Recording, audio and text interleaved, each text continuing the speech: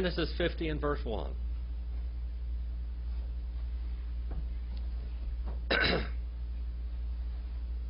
Wayapol Yosef al Panay Avi Wayavek Alo Wayishak Lo. There's a lot in the last chapter. There's been a lot in the last two chapters of Genesis. If you look at Genesis, it's like a gold mine, and you just open doors in every direction as you go. We see the patriarch. We see Israel dying. Okay? And he fell. Now look at that word Nephal. What word do we have from Nephal in Greek, in Hebrew, what that is? What word? What word? What was the word for the giants? The Nephilim. That's the root, the fallen ones. Okay? The fallen ones. They sure didn't fall short. They fell high, didn't they? So it wasn't talking about the height. It's talking about what they were, the species. And he fell and kept on falling Joseph upon his face. Panay, that means face. His father, and he kept on weeping upon him. And he kept on kissing to him. He kept on kissing to him. Now, Jacob had made them swear to him that they would not leave his body in Egypt, didn't he? What did he say? What did he tell them to do? Take his bones, take his bones. He said, take my bones and bury me in the cave where Abraham and Isaac and Sarah and all of those are there, and Leah. I want you to bury me in that cave in the land of Canaan. Canaan means what? Possession. In the land of our possession, Canaan. Now, we know that he had his staff with him. When Jacob was swearing and blessing his children, and on his dying breaths, he was blessing his children and grandchildren. And according to the book of Jasher, what was that staff? What was that staff? Huh? Adam's staff. The staff that Adam had in the Garden of Eden. It had a jewel in the top of it. I'm going to read you a little bit about that staff from the book of Jasher. The book of Jasher is not an inspired book at all. It's not inspired at all. But it is a history book, and the Jews believe this, and it's quoted 3 times in the Bible, in Joshua 10 and 13, 2 Samuel 1:18, and 2 Timothy 3 and 8. It's quoted, or spoken about. And by the way, all of the sons of Israel were put in coffins. Every one of the patriarchs, all of the fathers of the tribe were put in coffins according to the book of Jasher, and every one of them was carried back into the land of Canaan and buried in the plot of land where they were to possess. And evidently they're still there today. I want to read you a little bit about that in Jasher 90 and verse number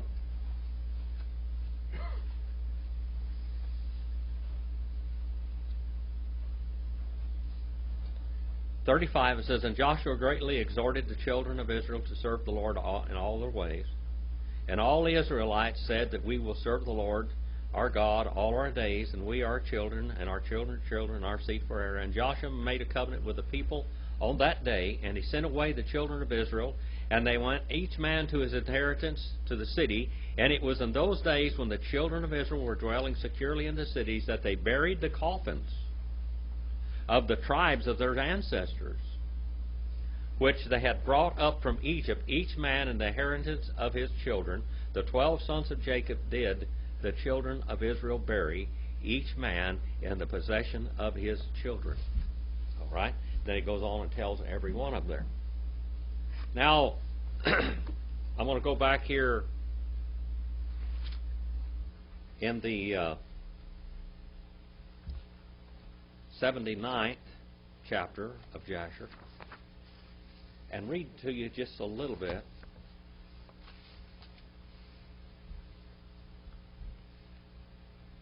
In those days, Moses was feeding the flock of Reuel. Who's Reuel?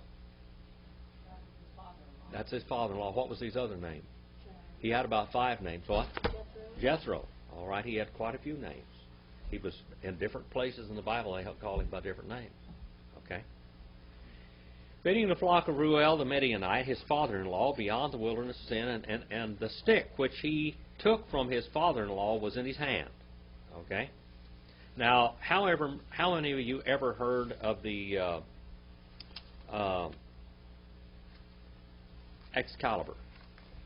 I believe that's what it's called. Remember the sword that was stuck in the stone? Do you know where that story came from? This story right here. It came from this story. Excalibur story of Excalibur came from Adam's staff story. Okay? Let me go back.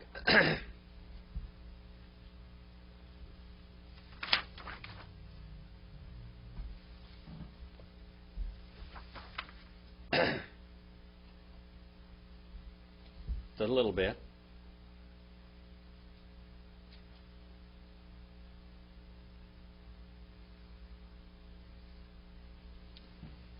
And when Abraham had given all he had to his son Isaac, he gave to him his stick.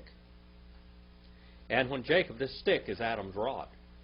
That's who it is. Okay, that's what it is. And when Jacob had fled to Paddan, he took into his hand, and when he returned to his father, he left not his stick behind, his staff behind. Also, when he went down into Egypt, he took it into his hand and gave it to Joseph. All right? And one portion above his brethren, for Jacob had taken it by force from his brother Esau.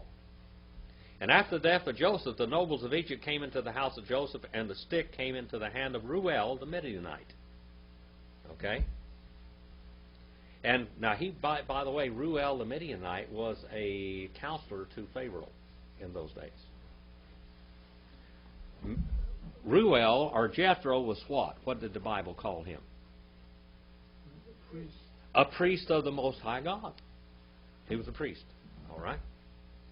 Came into the hand of Reuel the Midianite, and when he went out of Egypt, he took it in his hand and planted it in his garden. What was the rod made out of? What was it made out of? It had a gemstone in the top of it, but what was it made out of? Almond. It was an almond branch. And all the mighty men of the Canaanites tried to pluck it when they endeavored to get Zipporah, his daughter, and they were unsuccessful. See what we talk about, Excalibur? Do you know where some of the stories originated? See? Now, this is a very old book, I'm telling you. It's old. This was one of the books that they copied a lot at the Dead Sea, the Qumran Caves. They found one of the first complete copies at the Dead Sea Scrolls in the ancient languages. Okay? So the stick remained planted in the garden of Reuel until he came who had the right and he took it. And when Reuel saw the stick in the hand of Moses, he wondered at it, and he gave him his daughter Zipporah for a wife. This is reading between the lines, okay? You see it in the Bible, but the book of Jasher, you just kind of read between the lines. All right? And this rod is here, according to the book of Jasher. Who ended up with that rod? Jacob gave the rod to who? He's passing on the rod to who? Joseph. All right, and then after Joseph dies, Reuel, or Jethro, ends up with the rod, according to this book. Yeah, but there's 400 years there, too. Yes, that's 400 years. Yeah, 400 years. But that's where it came from. All right? So Moses' rod is Adam's rod and Jacob's rod. That's right.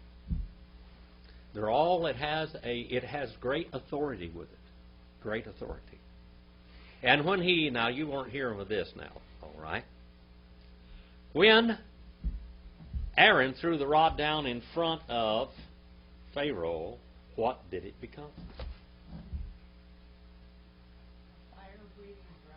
A fire-breathing dragon. That's right. No, a tanin, not a nahash. A tanin, which means dragon. See, I tell you what, the scriptures, the original languages really have a lot to say about things. That's what it is in Greek. What is that? Dragon. Okay. In Latin, that's what it is in Latin. Draca. It is some sort of dragon. It means to puff and to smoke and cause fire, and it means to hiss and squeal and to holler at the same time. A screamer, a howler, to howl. That's what the word tanin means. Tanin. It's not nahash. All right, it's different. All right. And then what did the rods of? And where do we find the names of those children? Not the children, but the rats. Where do we find the name of the rats that actually opposed Moses? Where is that? Is that Jude? Huh? Is it Jude? No. It's in 2 Timothy. Go to 2 Timothy 3 and 8. 2 Timothy 3. Has anybody got a New Testament? 2 Timothy 3 and 8. We're kind of going back over some things here. 2 Timothy 3 and 8.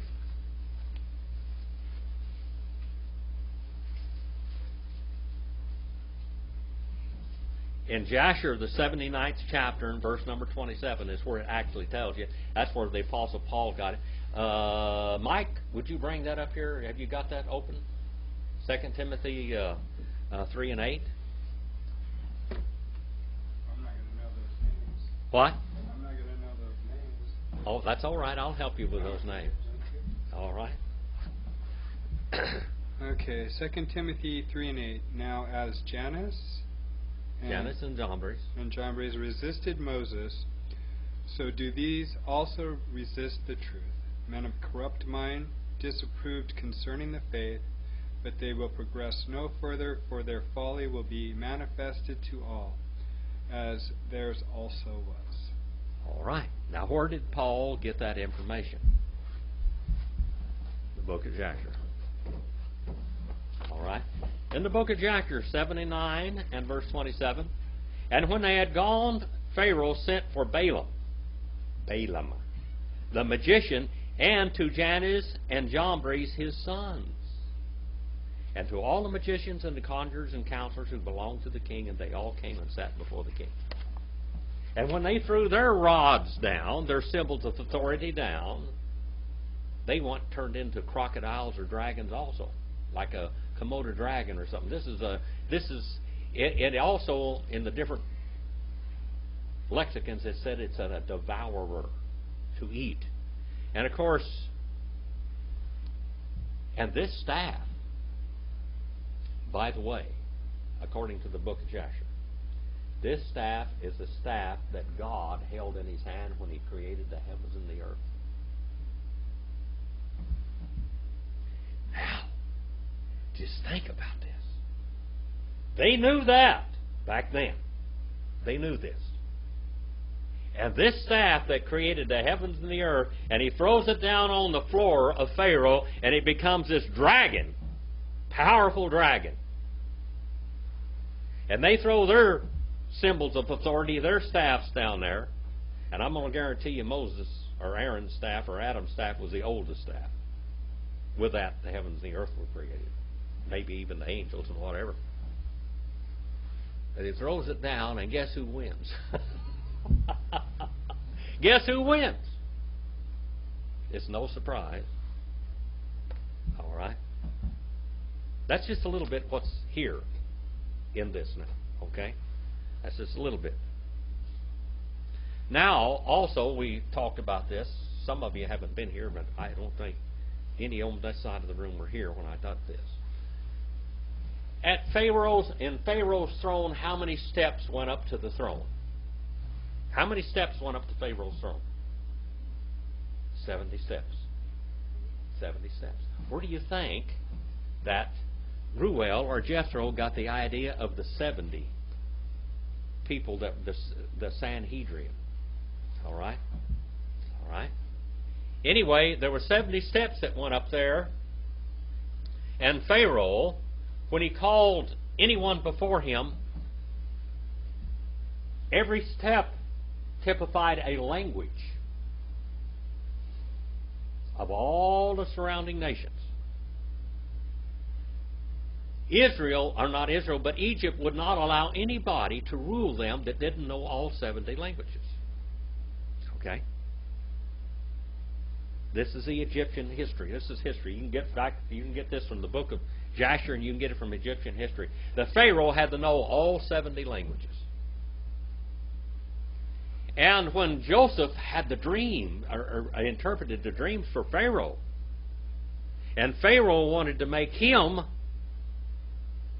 the number 2 king in the land, actually the one that was he was the administrator of all the land of Egypt, the people said, we won't have a king over us that doesn't know all the languages. And the book of Jasher says that in the night Jehovah came to Joseph and taught him all of the languages.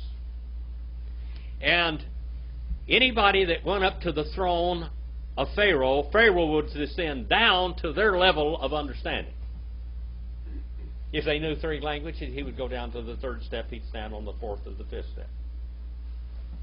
Joseph, to prove that he was able to rule all the land and understand all the problems of all the people in the lands, he started ascending up every one step at a time, and he had to recite the languages of all of these nations, all the way up to the throne of Pharaoh. Now this is history. All right, this is just plain history. So now this is Joseph, and this is Jacob. Okay? This is what's taken place. This is what Joseph's done, and where we are at this time. 50 and verse 2 now. White saw Yosef et Abadol et Haro Fiim La Shanot et Avi Wayachantu Harofeim et Yisrael. And he intensely commanded Joseph. Look at that third person masculine singular, PL, while consecutive and perfect. He kept on. Intensely commanding Joseph his slaves. Avad. That word is avad. The root of that is avad in 713. Avado. Avado on the end of it means his slaves belonging to him. That's in what to call a case of possession. All right? Elohinu is like the same thing. My God. All right? His slaves, sign of the direct objects, et, and then hara fe'im. The healing ones, the physicians. It means to heal. Masculine plural, kal participle. The healing ones. To embalm and make spicy. What they did was they would try to overcome the odor of decay and rot in the flesh. And so they would spice them up real good. They'd dehydrate them. How many of you ever had any jerky? Anybody around any jerky? They make jerky out of them is what they did. That's it. They made jerky out of them. They did. They made jerky out of these people. And jerky lasts for a long time, doesn't it? How many of you have ever been to my house? Brother Mike has. I didn't take you and show you a little 5-cent tour of the different things I have. In there, in my Indian collection, I have dehydrated turnips. Now, the Indians, they lived on dehydrated turnips. They lived on dehydrated potatoes and chilies. All chili came from this country, by the way, and corn. The corn was dehydrated and ground. Okay? And in some places even In this area right here, they lived on a lot of acorns from the oak trees. They had to leach that out, though, leach all the tannin out of it. Anyway, in there I have these turnips. They used to go and pick turnips, dig turnips. And they would tie them like, how many of you have seen garlic in a big long? That's the garlic deal is how they used to do the turnips. And I have some turnips like that. Very hot, spicy, like horseradish. But they would take these turnips, they would take and they would put other vegetables and whatever they had in, originally before white contact, they'd throw it into a buffalo paunch, and in a buffalo paunch stomach, hanging open with water in it, they'd have jerky, and they would pour water in it, and they would pour hot rocks in there to make it boil. And they'd put turnips to spice it. Different things like that. Well, that's dehydrated food. But this has got dehydrated people. All right? These are dehydrated people. And he commanded Joseph, his slaves, the healing ones, to embalm his father. In early America, who were the doctors in America? Early America, the doctors were not really much for doctors. Doctors didn't go to school. They just basically learned from another doctor. If he was good, it's all right. If he wasn't, then that's what you learned. You learned the bad stuff. Who were the doctors? Every village or town had a doctor in it, but he was called the barber. The barbers were the doctors. You went to the doctor, to barber. The barbers would put leeches on you. The barbers would cut your veins, and they all had this Greek idea that you had to get this bad blood out of you. They were killing people is what they were doing a lot of times. Well, here we have the healing ones. The healing ones in early America weren't much for healing ones. I'm going to tell you that right now. They killed old George Washington. He could have lived a lot longer, but they bled him to death when he was sick. If they'd have got him a good Cherokee medicine man, they might have been all right. He might have lived a little longer. And they made him spicy. They embalmed and they dehydrated him, the physicians. Israel. Israel. Remember what Israel means? Israel. Israel. Man who wrestles with God. Okay. Sarah is the root of that too, isn't it? Sarah is the root of that. 50 and verse 3. Yim lu, lo, Arbaim, Yom, Ki, Can, Yim liu, Yemei, Ha Chan, Nutim. Yivku, Ota, Mitzrayim, Shivim, Yom.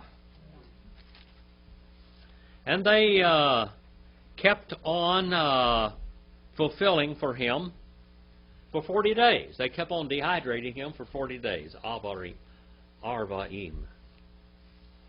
days. And because thus they would continue, or kept on continuing, days, the embalming ones. And they kept on weeping. They kept on weeping for him in Mitzrayim, in Egypt, 70 days. 70 days of mourning.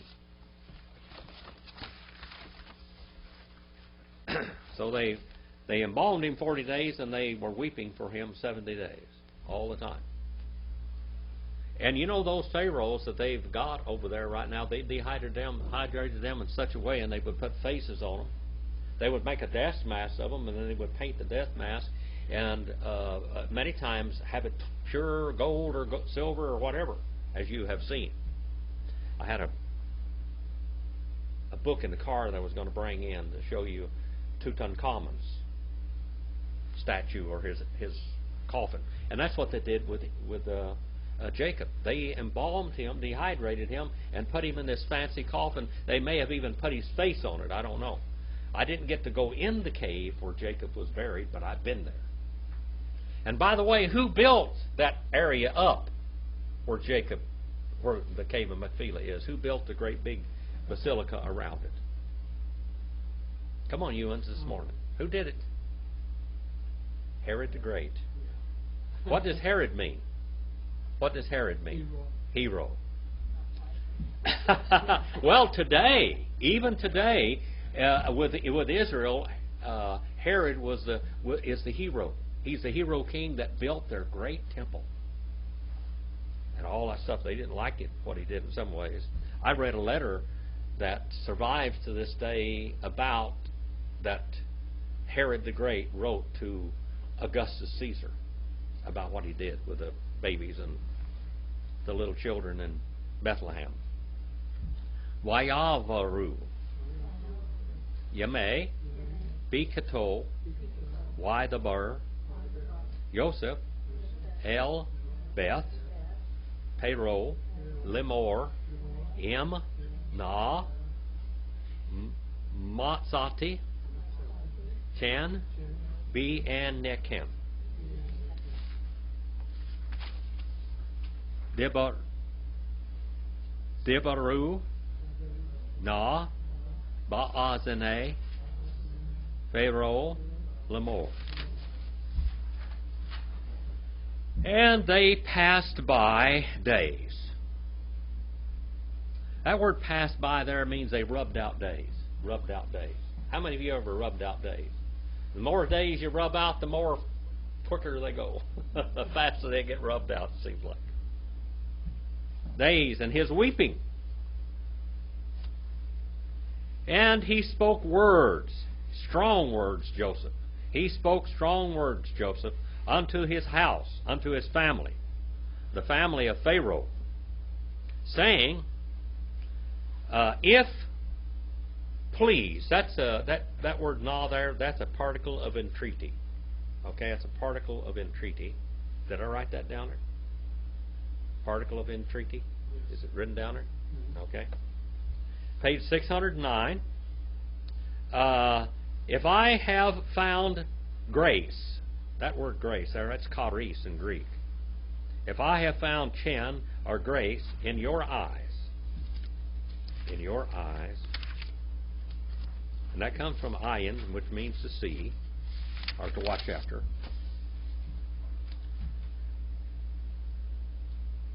You speak, I beg, in ears of Pharaoh, saying. All right. 50 and verse 5 now. 50 and verse 5. Avi, Hishbiani, Lemor, Hine, Anoke, Meth, Bikivri, Asher, Kadrati, Li, Be'eretz, Canaan, Shema, Tig, Be, Rini, We Ata, Ele, Na, We Egbera, Eth, Avi, We Ashuva.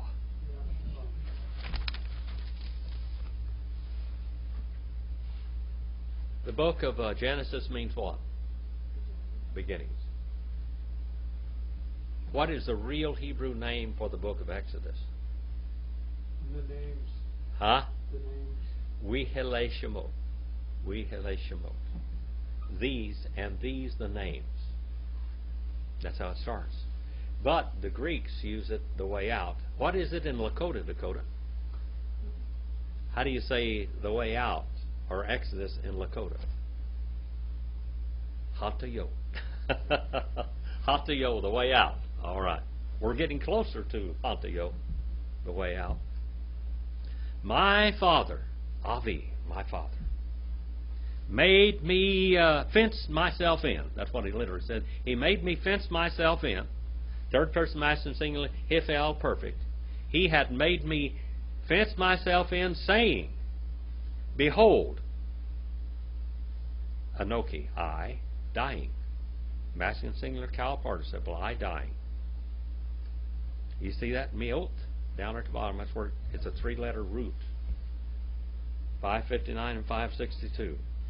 In my grave, which I have dug for myself in land of Canaan. Canaan means what? Possession. There. You shall keep on burying me there. You shall keep me buried there. That's what he literally says. Second person masculine singular, cal imperfect. And that's the word quiver. Quiver. Let's quiver. Say quiver. Quiver in Sheol. All right. Now, we got a big controversy with the Seventh-day Adventurists and with the Russellites. Okay? To the Seventh-day Adventurists and to the Russellites, that's Jehovah's Witnesses and Seventh-day Adventists, okay? Both of them say that the grave and Sheol are the same place. That's not so. Quiver, you dig. Sheol, you don't have anything to do with it. Sheol is a place of departed spirits. That's like Hades. Okay? This word quiver here is a dug grave. You can dig a quiver, but you can't dig a Sheol. Okay? Second person masculine singular, cal imperfect, suffix, first person construct singular. You shall bury me. Okay?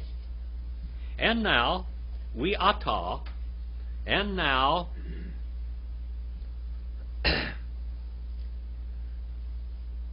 I go up. I go up. Please. Please allow me. That's the word na there. That's that particle of entreaty. How you would translate this in the English is as, if you will allow me, I will go up. And I shall bury, first person construct singular, cal cohortive, and I shall bury my father. See the sign of the direct object there? What is the sign of the direct object in Greek? Ace. Ace. Roger, you get A+. Thank you. You're getting these languages down. You know, I read about Herod, that he restarted the Olympic Games. That's one of the reasons he built that big stadium. Oh, yes. And they made him like lifelong Olympic president. Oh, yes. Yeah. How many of you ever heard of the Hippodrome? The Hippodrome was a stadium there in Jerusalem, by the way, where they had horse races and chariot races. And that's where they also had the Olympics. He was very, very Roman. Very, very Roman. If you, you go to the website and listen to the class I did this morning on Herod. I talked about Herod and all what he did and his wives and the history of Herod and all of that. He was a master builder. He built that marina down there by Caesarea that was unbelievable. He built the Herodian. He built Masada. These were all palaces, and he built the temple in Jerusalem. He did a lot of building, but he did not believe in God. He was a polytheist. And he was a descendant of who? Esau. All right. All right, now 50 in verse 6. Wyomer. Paro. Ale. Ugivor. Et. Avika. Kaasher. Hishbika. Hishbeika. I should say. And he kept on saying, Pharaoh, go up, go up, go up and bury. See that word quiver is down there, quiver? You kivor, you quivor, you quivor. And bury your father just as, that comes from ki and asher, doesn't it? Just as ka asher, it comes from ki and asher. Just as he made you, or caused you literally, to have sworn. Third person masculine, hithael perfect. The suffix is second person masculine singular. Just like he caused to make you have sworn. That's not really good English, but that's what it literally, how it is translated from Hebrew. All right, now 50 and verse 7. 50 and verse 7. Let me tell you a little bit of history about this now. Who was Jacob's brother? Esau. Now, according to the traditions of the Jews and the Talmud and the book of Jasher, all of these books, when they went down to bury Jacob and they got down to the cave of Machpelah, Esau shows up. And when Isaac died, Jacob and Esau, at his death, divided the land and the money. All right? Isaac was very, very rich. He had lots of jewels and lots of gold and lots of silver and lots of animals. And then he had the deed to the whole land of Canaan. Okay? And to the cave of Machpelah. And according to these traditions and everything like this, are you enjoying this little bit of extra stuff I'm throwing in here? Is this all right? Okay, I don't want to bore you to death with it. But according to these histories, Esau shows up. And he said, you will not bury Jacob here. Because at our father's death, he took all the money and all the gold and all the silver. But what happened, and by the way, they wrote it down. A scribe wrote it all down. Sefer HaYeshur. Sefer, that's the word for scribe right there. A scribe wrote it down. The contract between Jacob and Esau. And Jacob said, I don't want any money or anything. I want the promised land. I want the land. And I want the cave. And he went down there, and they had a war there at the cave of Machpelah. Joseph had a war. Now, by the way, Joseph was a great warrior in Egypt. He led Pharaoh's armies, and he went out and warred. When Jacob was over 100 years old, remember when Levi and Simeon went up there and destroyed the city of Shechem? According to the rabbinical laws and the Talmud and everything, and the book of Jasher, right after they killed all those people in Shechem, 10,000 Canaanites surrounded Jacob's family.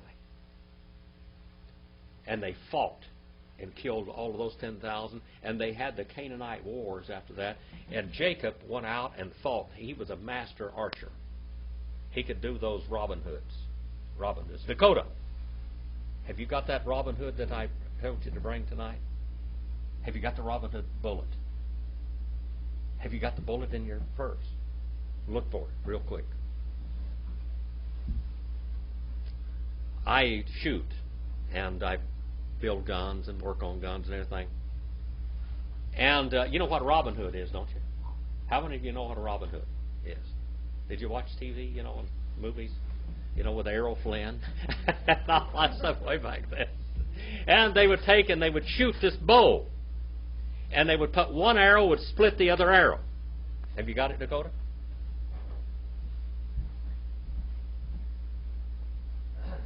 Now, I usually have a better Robin Hood than this. You see that bullet? There it is. What's it got right in the back of it? Another bullet right on top.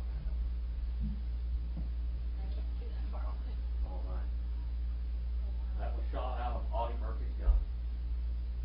And that was one bullet on top of another. See that? Yeah, I shoot right there. All right. That's one bullet on top of another. That's a Robin Hood. And they said that Jacob was a great archer, a Robin Hood. And that he could put one arrow and split another arrow with it. Just They said that he killed 4 of the kings in these battles. They killed almost 100,000 people in those Canaanite wars. And what did Jacob tell those boys? These people are more than we are.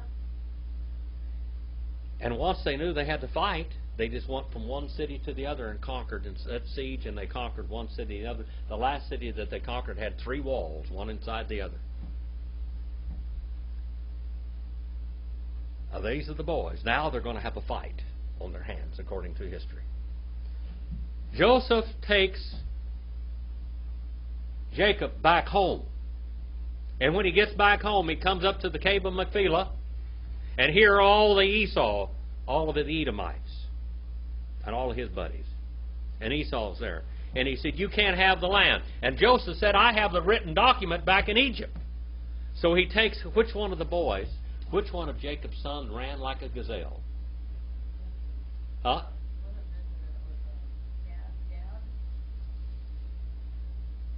Was it Zebulun?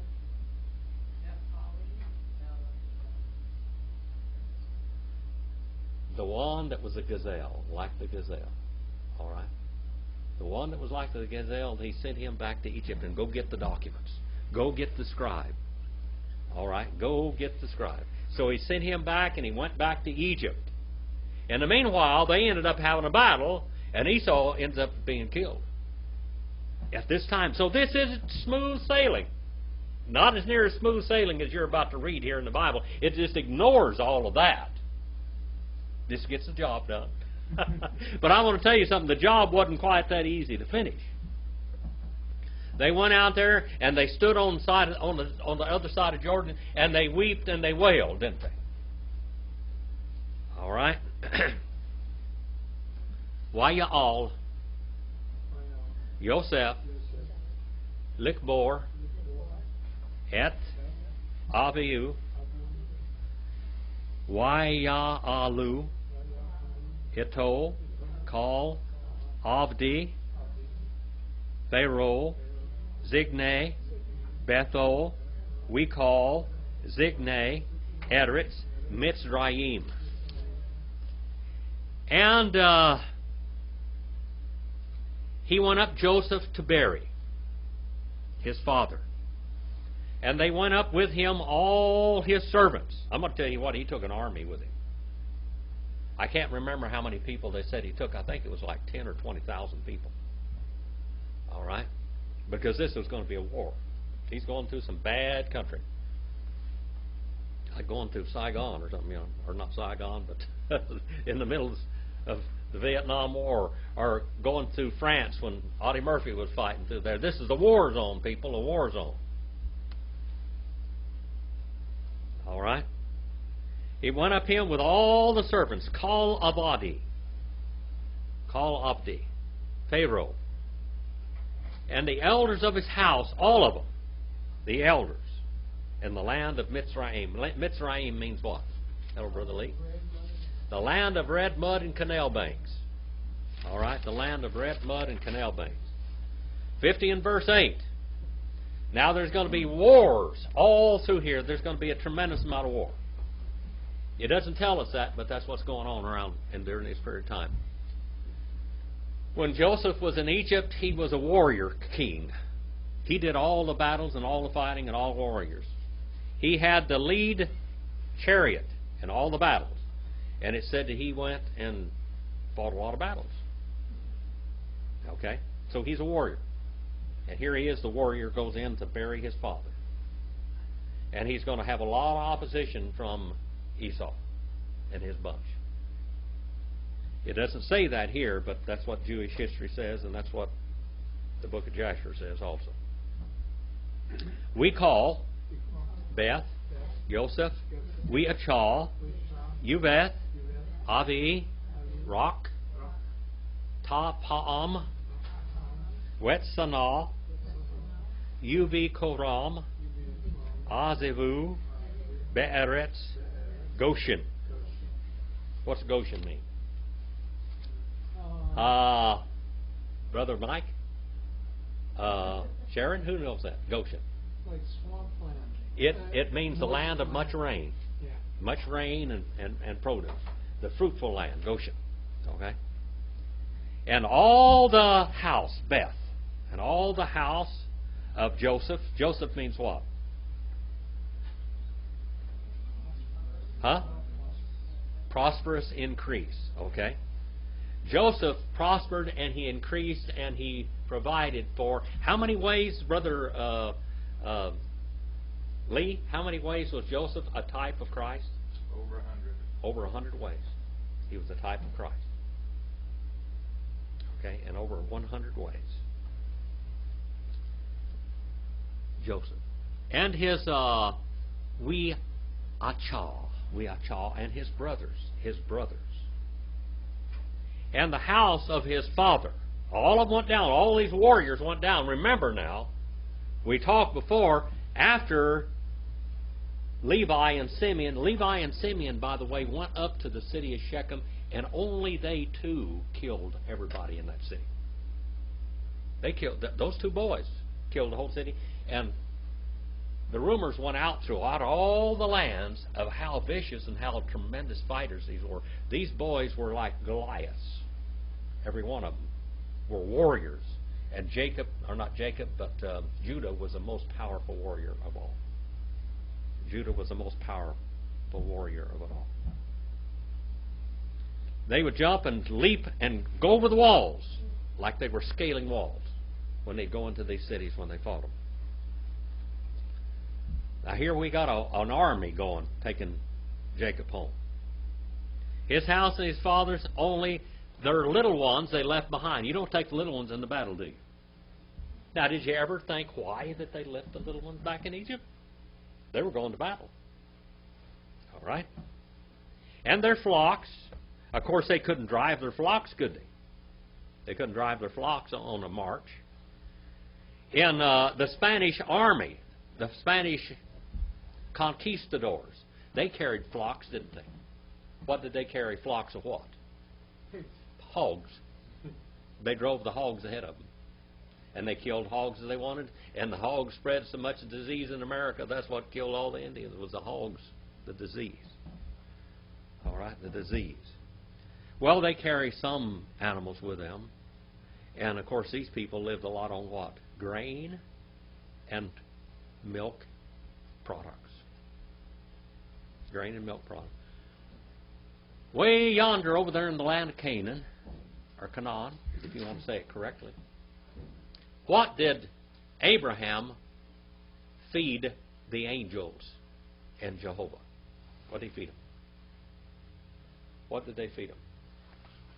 Remember? He made a cake, right? He made bread. And what else? Uh, Huh? He killed some young lamb or two, and he roasted them. And what else? It says in King James he gave them curds. That's a milk product. What it was is yogurt gravy. When I was in Damascus, Syria in 1975, I went over there and I stayed in this city in the Oriental Palace Hotel, and I tell you what, it was the biggest dump you ever saw. But the last meal we had was Abraham's meal. That's what they called Abraham's meal. They came out and they gave us bread, and they gave us camel gravy yogurt. And this beef or calf or whatever it was. Now, I'll never forget it. Brother Madden was sitting there, big old Brother Madden, and he was, you know, in the Middle East, when you're in, how about, we were in Syria. You know what Syria is? A place to get killed. That's what Syria is. And we were in this place, and I mean, we had gone out there, and day after day when we were there about 8 days. We were all these tells and ancient sites over there. And every time we'd go by the president's, the courthouse, there was 3 people hanging out there, the same dead 3 people hanging by the neck. Stinking up the place, you know. And they'd take them and throw them in the dumps. But anyway, we're sitting down there, and they bring out this stuff, and when you're over there, you have a stack of plates like this. They feed you one thing on each plate. But this time, when they feed us Abraham's meal, they take, and they only put one plate out there.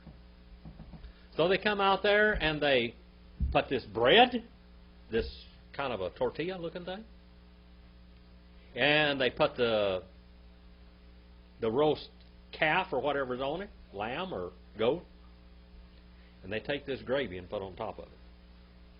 Brother Madden's sitting down there. And we're starving to death, boy. We haven't had anything hardly to eat for all the time we've been there. I ordered a cup of Turkish coffee. And the Turkish coffee says, you know, down Chinese restaurant like Bill Lee's and Bamboo Chopsticks and all that kind of stuff. You can take the little cup like that, it's coffee in it, and you can stand the spoon right up in it, and the spoon will stand up. You will not fall over. Because half of it is solid, full of caffeine. Boy, you take that stuff and you shake all over the place. Anyway, we had that.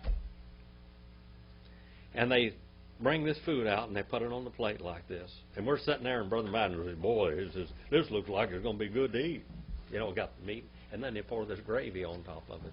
He's you ruined the whole thing. And he takes his plate, and he said, puts it on the floor, and he said, kitty, kitty, kitty, kitty, kitty. And I thought, you're going to get us killed. Well, that's what they had. So they had some goats, and they had milk. They would milk the goats, and they would have grain to feed. And they would even feed their animals. They brought horses with them, and they brought camels, maybe even elephants. Who knows? They used elephants a lot back then. It was armor. Elephants were armor. Okay? That's what's going on here. And all the house of Joseph and his brothers, and the house of his father only the little ones, and their flocks, and their herds they left in land of Goshen. That's where they lived, in the land of plenty of rain. 50 and verse 9. Genesis, Bereshith 50 and verse 9. Waya'al, Imo, Gam, Rekev, Gam, Parashim, Wahi, Hamachane, Kaved, Miod. And went up with both him chariots. Why did they take the chariots? This is going to be a war. It's going to be a war. It's going back through the land. Chariots and horsemen. And became the camp heavy exceedingly. Remember I told you he took a big army with him. This is the army. Joseph's going back in the land with an army. Now, according to the book of Jasher, which is compliments of Brother Lee, they had lots of warring in that land. According to the Jewish histories, the same thing. Wayavu, Ad, Garin, Ha'atad, Asher, Be'ever, Ha-Yarden, Wayishpedu, Sham, Mishpet, Gadol, Kavet, Miod, Waya'as, Li-Avi, Evel, Shivoth, Yamim. Now you can read between the lines with history and just figure all of this stuff out. Now as you're reading it, it's like brief. It just gives you a little briefing. All right. And they came unto the threshing floor of the thorns. All right. Ta'ad of the thorns. Which on other side of the Jordan. What does Jordan mean? Jordan. What's Jordan mean? What does Jordan mean? What does Jordan do? Brother Lee, you've been over in the land of Israel, haven't you? All the way up there from above the upper Jordan and the lower Jordan, all the way up from the high mountains, all the way down to the Dead Sea. What does the Jordan do? Flows. It descends. All right, it descends. It means descending. That's what Jordan means, descending. Okay? By the way, I've just about followed that whole thing. And they kept on wailing and mourning. Third person masculine plural, cal, wow, consecutive and perfect. There, with mournings. Very great. Gadol. Gadol. Say Gadol. That means very great. We kaved and heavy. Miod exceedingly. And he kept on making for his father a lamentation 7 days, a whole week. 7 means the number of what in the Bible? 7's the number of perfection or completeness. Okay? 50 and verse 11. 50 and verse 11. Wayar, Yoshef, Yoshef. Say Yosef. Now, dwelling ones. All right? Haaretz, Haka, Hak, Ki Naani, Et, Ha'ivel, Bikoran, Ha'atad, Wayomeru,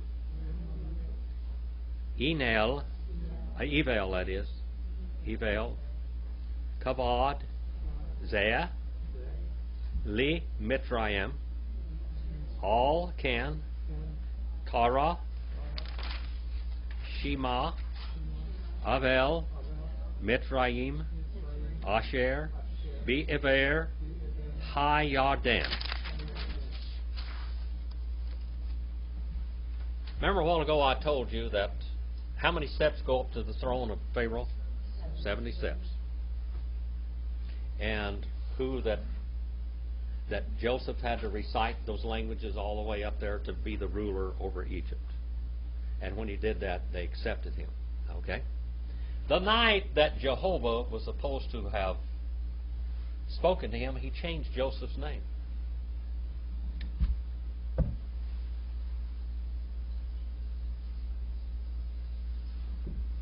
And he put a Hath in his name. Jehoshaphat. When God changed Abraham's name, what did he put in his name? A what? H. A He or an H. When he changed Sarah's name, what did he put in her name? H. H.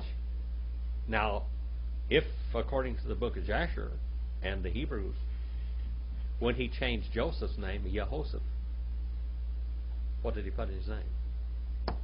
A Hath. What letter of the Hebrew alphabet is that? 5. Aleph, Beth, Gamel, Daleth, He. 5. Number 5. 5 is the number what in the Bible? 5 is the number of grace, salvation, grace in the Bible. Let's think about that.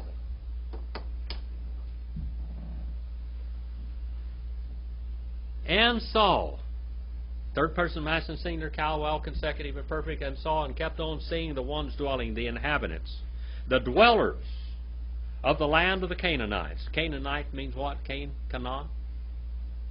Comes from a man's name. What man's name did it come from? Cain. All right? It means the possession. And the lamentation in the threshing floor of the thorns.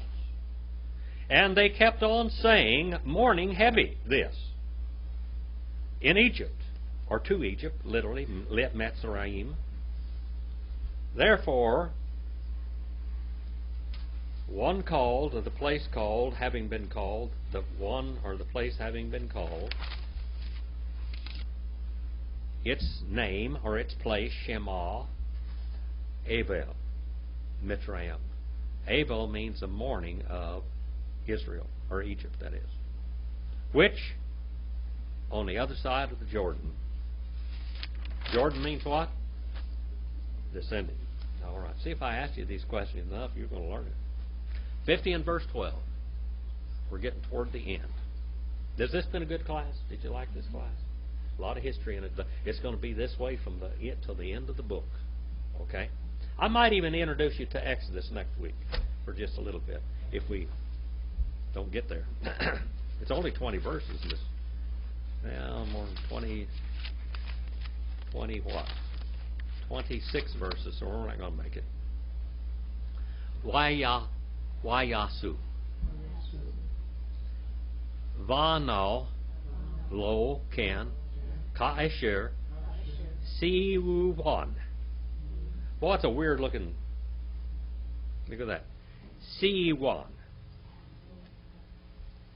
And he kept on doing his sons to him thus, or in this manner, as he had intensely commanded them. Intensely commanded them. It is a third person masculine plural suffix with a third person masculine singular verb. Third person masculine singular PL perfect. 50 and verse 13. Now we come to the very famous cave of Machpelah. What does Machpelah mean? Machpelah. What does it mean? Machpelah. Machpelah. It means double-mouthed. Double-mouthed. Okay? Why Yesu Vana Otto Otto Vana, that is Atsa Canaan Wayik Beri Hotal Bemarat Sideh Ha Machpelah Asher Kana Abraham et Hasiadah Li Atchizoth Quiver Meeth Ephron Hahiti Alpanay Mamre. And they kept on carrying him, his sons, in the land of Canaan. They kept on carrying him, his sons, in the land of Canaan. Now, according to the book of Jasher and the traditions of the Jews, Joseph didn't carry his father. He was the only one that didn't carry him. He wasn't the one. He was the only one that didn't carry his father. Because why? He was the king. He was the king. All right. He was a king, and he would lead out ahead, and they would follow him because he was the war king. Okay, making sure everything's safe in front of them. So he'd go out in front of them as they carried him. And they kept on burying him in the cave in the field of Machpelah, the double-mouthed, which he had bought Abraham the field. For a possession of burial, quiver. Quiver is what again? Quiver is a grave, a cave, or something you can dig. Sheol is what? The place of departed spirits. The Seventh-day Adventists and the Millennial Dawnist and the Jehovah's Witnesses, when they say that the grave and hell are the same thing, they are not right. You don't dig a Sheol. You dig a quiver. Sheol is the place of departed spirits.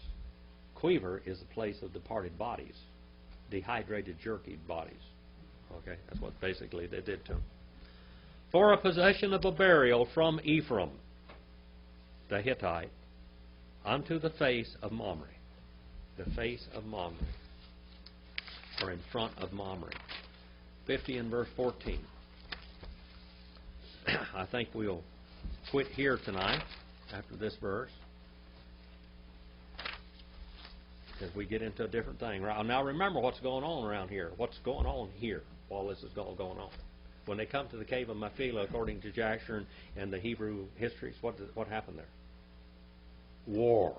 A giant war.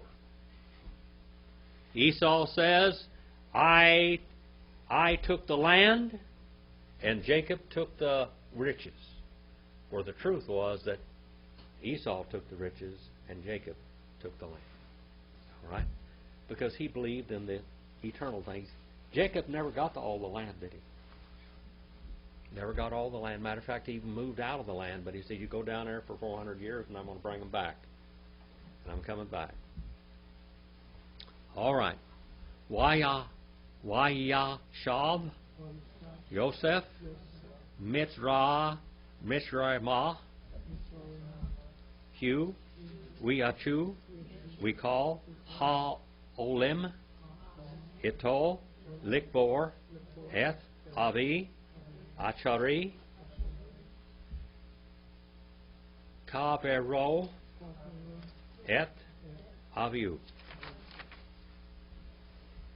And he returned Joseph to Mitzrayim, not after a whole lot of warring, though, did he? A lot of warring. He took his army down there and they had to clean house. By the way, every time, what happened in the land of Canaan before Jacob left, he cleaned house. Now they come back and they clean house again in the land. All right? And then they go back. And then when Israel goes back the last time, they clean house again, don't they? All right. To Mitzrayim, the land of red mud and bulwarks. Egyptos is the Greek word for this, isn't it? Egyptos. Mesraim is the transliteration of it into Greek from Hebrew. And he and his brothers and all the ones going up with him to bury, and that's the word likbor. That comes from quiver in that. See the word quiver there, 868 and 1064. That's the root. His father, after his burying his father. All right, after he's burying his father. So we went to 50 and verse 1 through 14.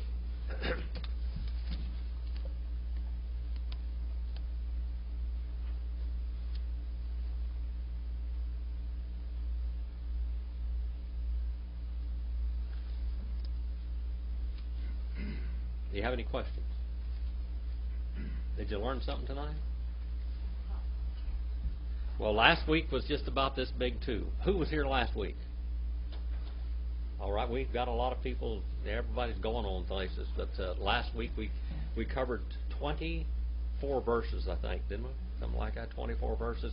And I mean, it was full like 70-something minutes, almost 80 minutes last week. But we got to the 49th chapter. Now we're in the 50th chapter, and we've covered 14 verses, and with a tremendous amount of information. A lot of information. All right. No more questions? Yes. Okay, go ahead, Sharon. In 49:31, so they buried Abraham, his wife Sarah, Isaac, Rebekah, and Leah. If you go back to 31? 49:31. Yeah. When I can't remember when Benjamin was born, Yes. they buried for Rachel died. Rachel was buried in a different place. But she wasn't buried very far from there. Not very far. Okay, that's Rachel is not there. Leah is in that tomb. I have been in the cave of Machpelah. Herod the Great built a basilica or a palace over it, or a church, or synagogue. And here is a cave down below. It comes into a draw here. And up on the hill up here, you go down in this cave like this. And up on the hill here is built this great big building. And down here in the cave, there are niches in the cave where they buried all the patriarchs and their wives. Right up above in the building, you go in here, and there is a coffin, a golden coffin above every grave that's down below. I've been here. Okay, like this. I've been here with guns held on me. And I have got some pictures of it. Of that. And how many of you have seen those pictures? Nobody here has seen those pictures? Dakota, you've seen those pictures. Because I showed them in the Sunday school class. I will maybe bring them and show them also. Anyway, right above is where the patriarchs are buried, and there's Leah's and Isaac's tomb there, and all of the, everybody else. Yes, brother. This morning you said that John the Baptist was predestined before he left the womb. That's right. To be saved. He was literally born saved. That's unusual. Okay. Yeah. So we're not predestined. No, Okay. not like No, that. I We're predestined in salvation. If you're going to get saved, there's only one way. Right. But John the Baptist was a special case. He was born in the spirit of Elijah to be the forerunner of Christ. And Jesus is first cousin. That's who he was. All right, we got a little bit of that today. But he also, in a way, declared the Lord from the womb of Elizabeth. That's right. I mean, He actually was He didn't shouting know in the it. womb. Yeah. He was shouting in the womb. Yeah. Yeah. When he heard the story that Jesus was, was conceived, that they shouted in the womb, this is why this is the destiny. This is my destiny. You know, I'm ready to go preach right now. All right. Anything else? This is a good question. All right. Yes, Sharon. You said that you came across some writings or some letters of Herod that describe Yes. what he did in Bethlehem. Yes. The slaughter of the innocents. It's in the Arco volume. Yeah. I read that in the class this morning. Oh, well, see, I read see it. Herod's life. See, there you should be in the class in the morning too. Well, you've got to figure out which is one is more important. Anyway, I read that letter this morning. I had never read it in a class ever before, Herod's letter. I read his complete letter and what he thought about Israel and all the different ones and the different groups in there and everything else. It's on the website already. You can watch it on video. It is 320. Bible Page is 320. I even have some with me, some of the CDs. Anyway, did you like that? You were here, and you guys enjoyed that. Anyway, there's a lot of history. All right, anything else? No, Brother Lee, you got anything to say? Would you come up here and lead us in prayer, brother? Turn us loose on the world so we can go out and do something eternal. Let's pray. Father God, Lord, we thank you, Father, for all these things, Lord, that you have set before us. Father, we pray, God, that we will glorify you in this week to come, Lord. We pray that your hand will be upon us, protecting us and guiding us, Father, as we serve you. In Jesus' holy name we pray. Amen. Amen. And that word came from many languages, didn't it? Where did all men come from? What language? Where did all men come from? What language? What language did all men come from? Persian. Persian. Where did he go from there? Baker.